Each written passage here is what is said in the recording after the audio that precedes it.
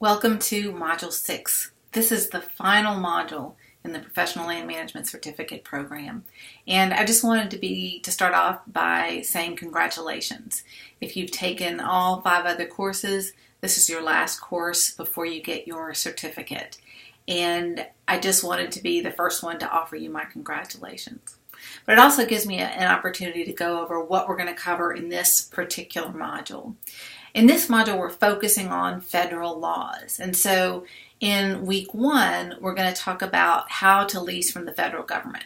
Now, there's 2 ways you can lease from the federal government, either onshore or offshore. And there's 2 different agencies that handle each of those. So for onshore, the Bureau of Land Management handles those. Those are like common in North Dakota, leasing of federal lands. The Bureau of Ocean Energy Management is the agency that handles for offshore leasing. So in course 1 or week 1, we're going to go through what those different procedures are to lease from those federal governments. And then in week 2, we're going to talk about environmental laws. This is something that's covered in your text, but I provide more of a historical background for you. You know, a lot of times in our industry, we kind of tend to think that, these are ridiculous environmental laws and there's so many regulations and why do we need to, abide by this? And so what I hope to show you in that webinar is to show you that there are things that happened in our nation's history that caused these laws to be enacted. And so I want to walk you through what those events were and what the laws that were enacted were. So you'll have a really thorough understanding of the environmental laws that affect the work that we do as land professionals. So we'll look at the Love Canal, we'll look at the Clean Water Act, we'll look at the Cuyahoga River Fire. So all of those things will hopefully put it in perspective for you. Now, in the last week, we're going to be looking at federal taxes. The federal government is trying to incentivize people to develop our nation's natural resources. And so one thing they do is they provide significant tax incentives for those people that are investing in or actively participating in oil and gas drilling.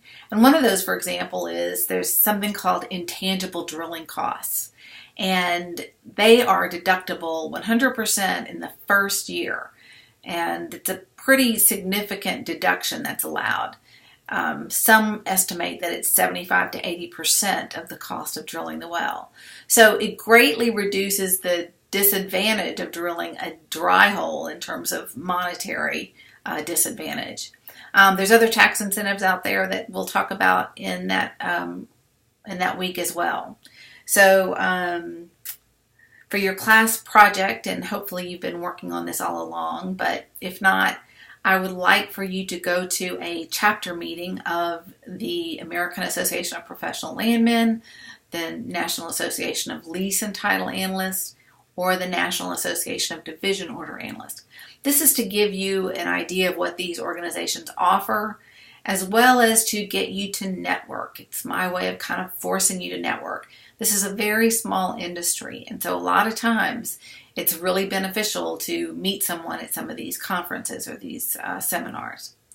The last thing is that for those of you that live in remote areas, I've run across this with my students before, if you cannot get to a chapter meeting without undue hardship, and by that I mean driving more than 15 to 30 minutes, I certainly don't want you driving hours and hours to get to it.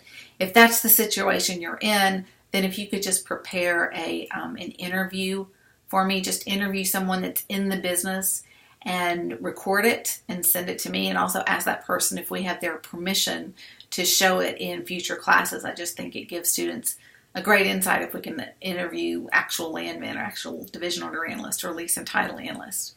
And I want you to ask them questions as if you are an objective journalist. Questions like, what is this job encompass? How did you get started in this job? How did you find out about this job? What's the best part of the job? What's the worst part of the job? Those type of questions. So it should be about a 10-minute interview. And then we have a regular final exam, and then we also have a comprehensive final exam. So check your syllabus for when those dates are. But the comprehensive is going to cover everything from all 6 modules. So if you haven't taken all the modules yet, just wait to take that and you'll be fine. So that concludes this presentation. Again, I want to thank you all for being such great students and to congratulate you all. And by the way, once you're a student of mine, you're always a student of mine. So if there's anything I can do for you in the future, whether it's sponsoring you for any one of these national organizations or you just need help with your resume or whatever, then in that case, please let me know and I'm happy to help you any way I can.